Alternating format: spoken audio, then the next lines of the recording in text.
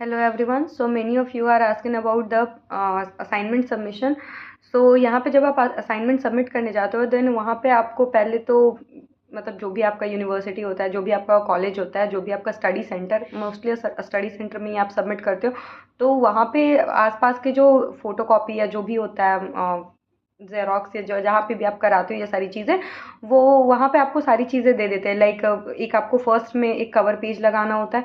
Cover page मतलब उसमें आपका सारा एनरोलमेंट डिटेल्स, लाइक मैं आपको बता देती हूँ, उसमें सारी चीज़ें लिखी हुई होती है। लाइक आपका जो एनरोलमेंट आईडी है, आप वैसे वो खुद भी डाउनलोड कर सकते हैं। वो स्लिप, वो पूरा का पूरा एक फॉर्मेट होता है, उसमें आपको फिल करना होता है, ठीक है। उसके अलावा एक इस तरह का से रेक्टेंगुलर काफ़ी ऐसे एक स्लिप टाइप का होता है, उसको रिसीविंग्स बोलते हैं।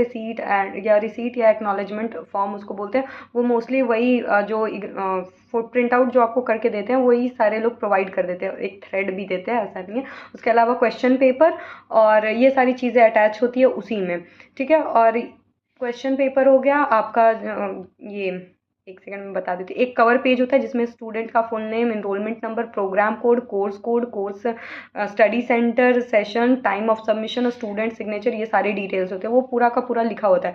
देन आपका असाइनमेंट का जो ये क्वेश्चन होता है वो, उसके बाद आपका असाइनमेंट हो गया। उसके बाद आपका ये आईडी जो होती है, स्टूडेंट आईडी, उसकी एक प्रिंट आउट होती है, वो भी लगती है।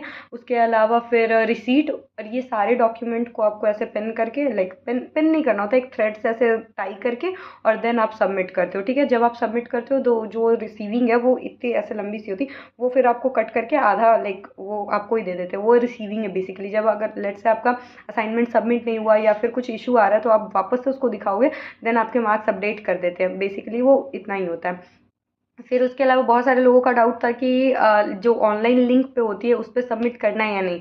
सो देखो, अगर करते हो, अगर ऑनलाइन जब मैं भी सबमिट करती हूँ गूगल फॉर्म के थ्रू वो सबमिट होता है, तो उसमें मार्क्स अपडेट नहीं होता है तो फिर बहुत ज़्यादा दिक्कत होती है आपको दोबारा से फिर ऑफलाइन।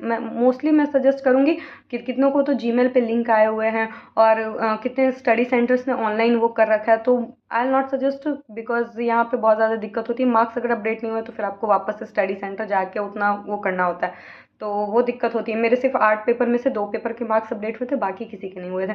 तो वापस से मुझे वो उतना प्रोसेस करना ही पड़ा। तो ऑफलाइन जाके कर सको तो ज़्यादा अच्छा है। So thank you.